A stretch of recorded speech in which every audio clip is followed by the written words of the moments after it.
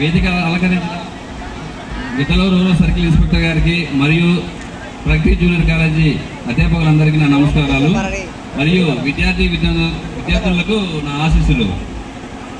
ఎలా ఉన్నారు? 10th class అయిపోయి ఎలా ఉంది? కొత్త జర్నీ. మళ్ళీ 10th దాకా ఒక లెవెల్లో ఉంటుంది, ఇంటర్మీడియట్ ఒక లెవెల్లో ఉంటుంది. వాయిస్ రావట్లేదు ఎవరిది?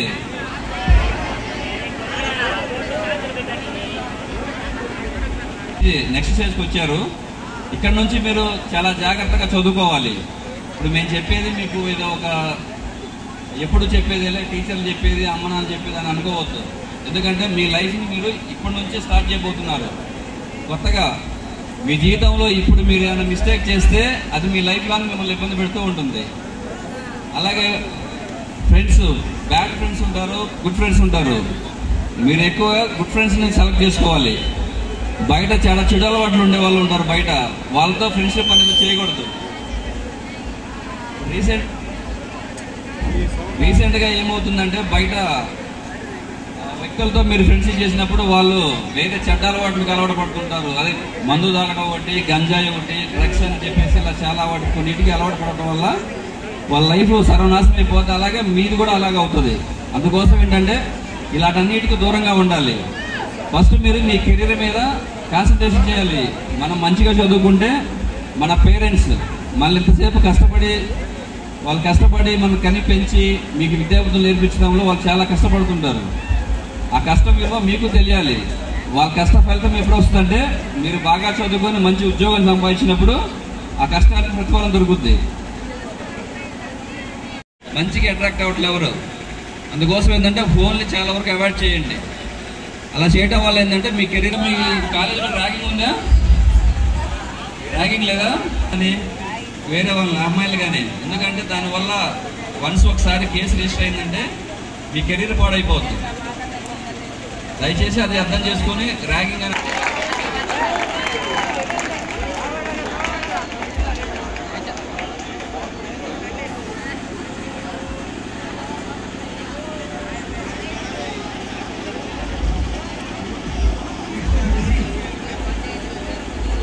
విచ్చేసినటువంటి సిఐ రామగౌడ సార్ గారిని కొన్ని సూచనలు స్టూడెంట్స్. ఫస్ట్ ఇయర్ వాళ్ళ చేతులు ఎత్తండి. ఓకే, ఎక్కువ మంది ఉన్నారు. Second year. Okay good. మీరు జీవితంలో 10th క్లాస్ దాకా ఒక ప్రయాణం చేశారు. సౌండ్ చూడమ్మా, క్లారిటీ తగ్గించు,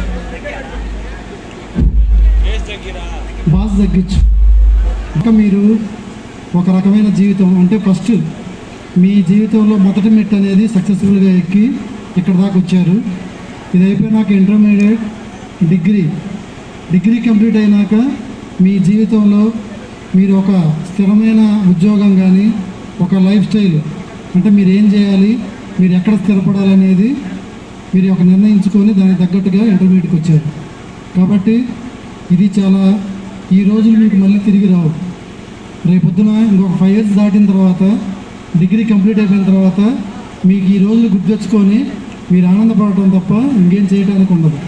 కాబట్టి మీరు గుర్తుపెట్టుకోవాల్సింది అంటే రోజు క్లాసులో మీ టీచర్స్ అందరూ చెప్తూ ఉంటారు, మేము ఇప్పటికొచ్చి మేము అదే మాటలు చెప్తున్నామని మీరు అనుకోకుండా దయచేసి వీక్లీ మండే టు సాటర్డే మీరు టీచర్ చెప్పే మాటలు విని మీరు చేయాల్సిన పని మీరు చేసి, సండే అనేది మీరు హ్యాపీగా, ఇప్పుడు అందరికి మొబైల్స్ ఉన్నాయి, మీ అందరికీ మొబైల్స్ ఉన్నాయి, టీవీలు ఉన్నాయి, ఓటీటీ ఫామ్ ఉన్నాయి.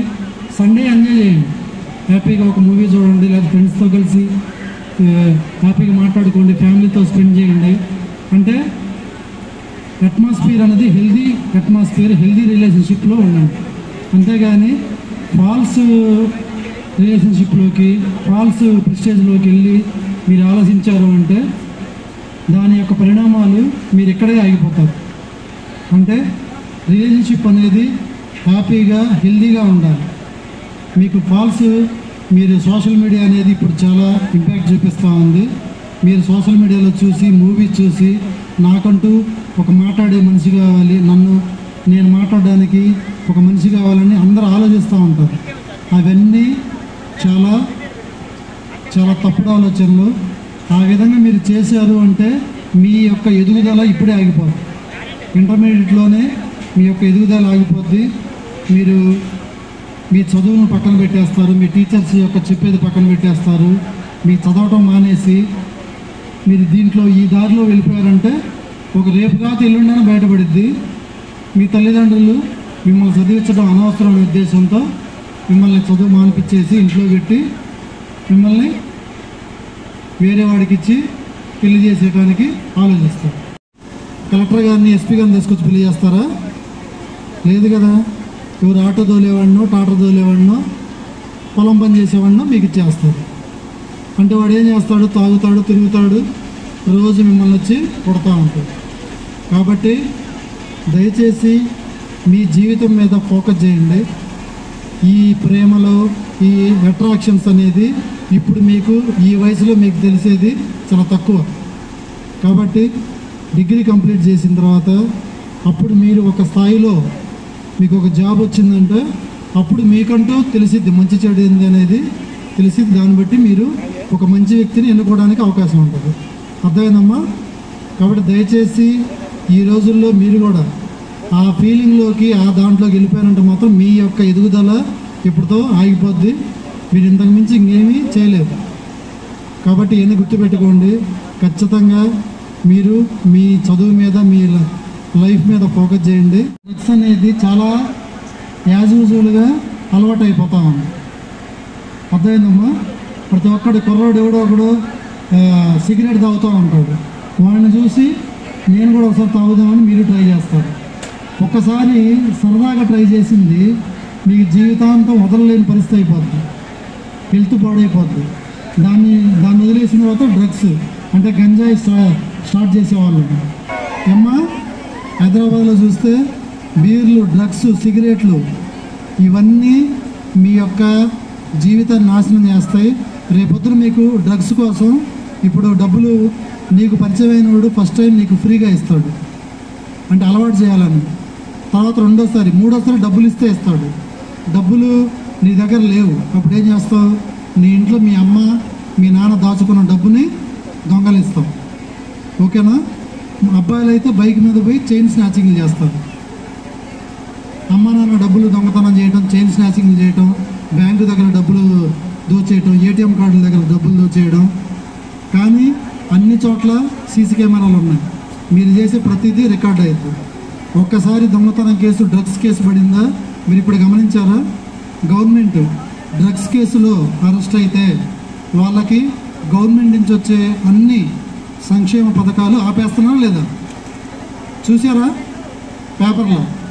అంటే మీకు రేషన్ కార్డు కట్ చేస్తారు, మీకు తల్లికి వందనం కట్ చేస్తారు, మీకు ఏదైతే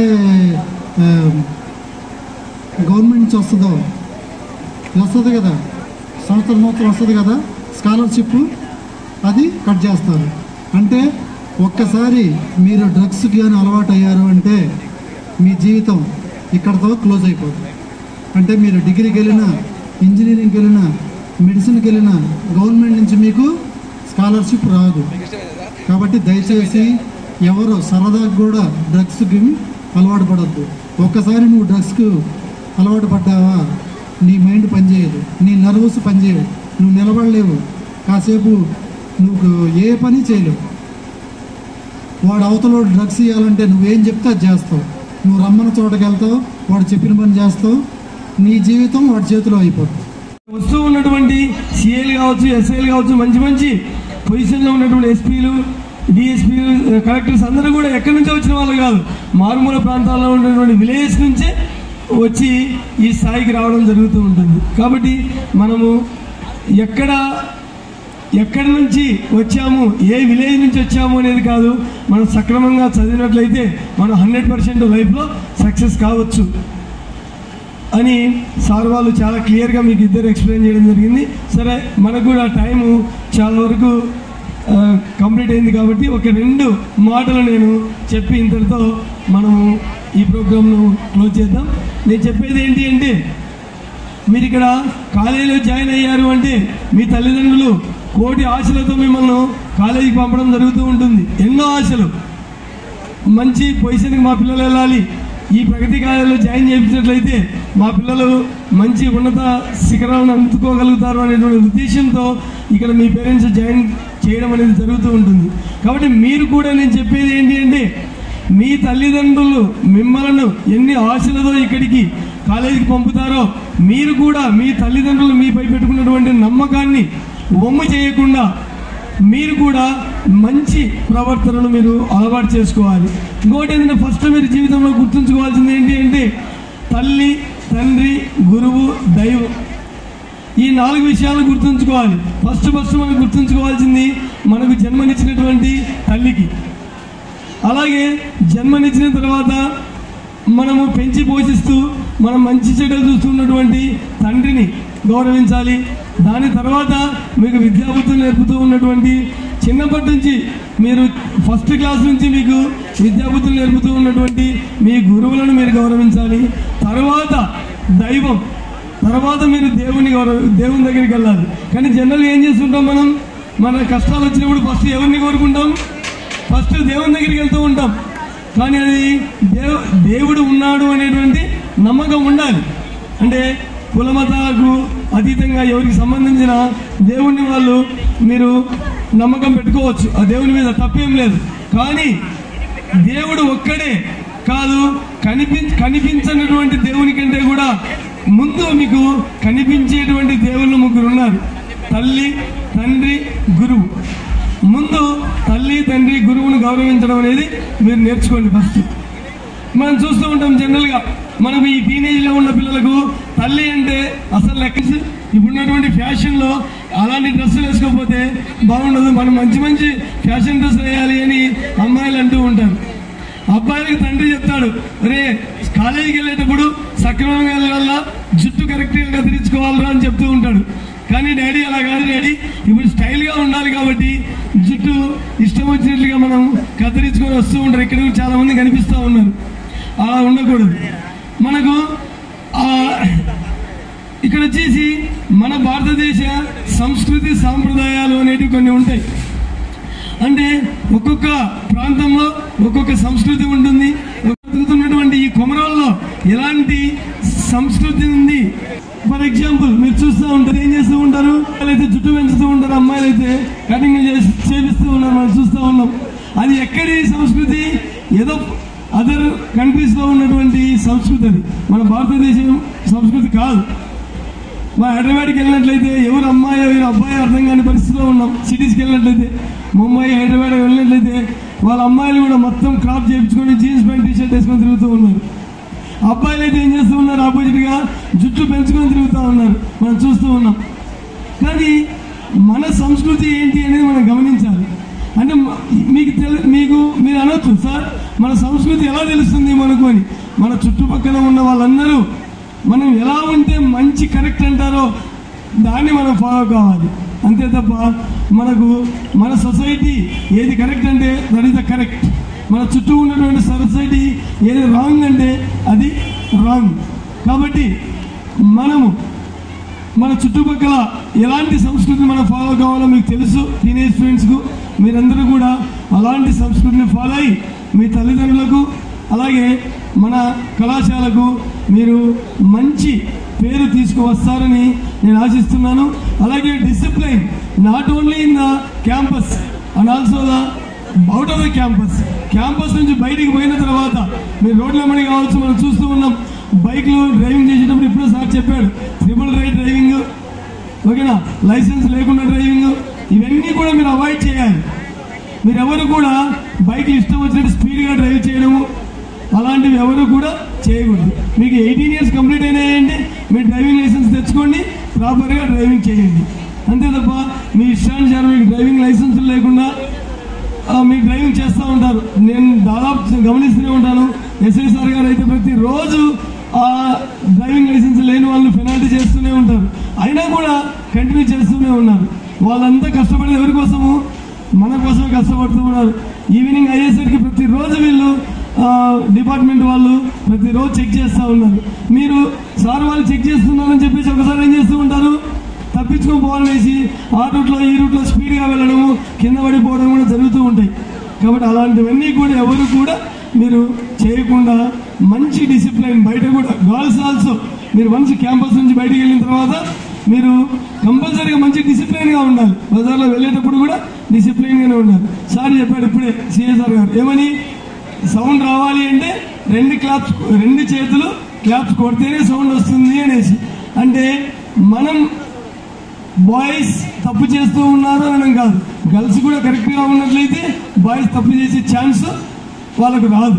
కాబట్టి వాళ్ళు ఎంత బాధ్యతగా ఉండాలో గర్ల్స్ మీరు కూడా అంతే బాధ్యతగా ఉండి మీరు మీ పైన ఎంతో నమ్మకం ఉంచి కళాశాలకు పంపినటువంటి మీ తల్లిదండ్రులకు, అలాగే కళాశాల మేము కూడా మీకోసం అని చెప్పేసి మార్నింగ్ 7-8కు మీకంటే ముందు కాలేజీకి వచ్చేసి కాలేజీ అయిపోయిన తర్వాత మీరు 4కు వెళ్ళిపోతే మేము 5-5:30 వరకు అందరూ ఇంటికి వెళ్ళారో చూసుకొని చెక్ చేసుకుని వెళ్ళడం జరుగుతూ ఉంటుంది. కాబట్టి ఇవన్నీ గుర్తుంచుకుంటున్నాం.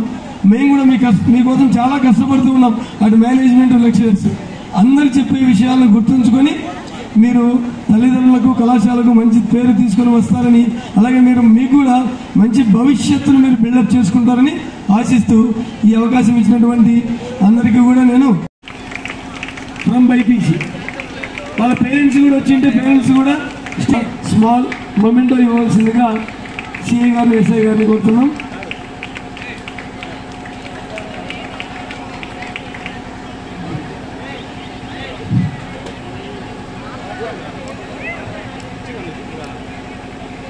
Okay, thank you, sir. Bravo.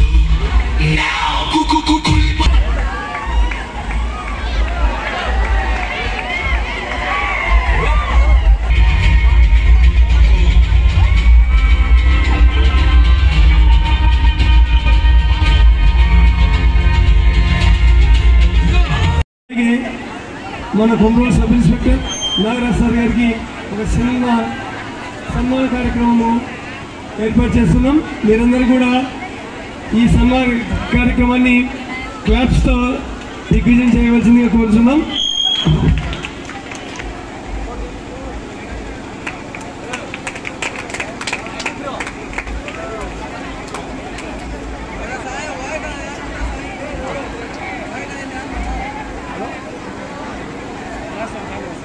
చూడు సార్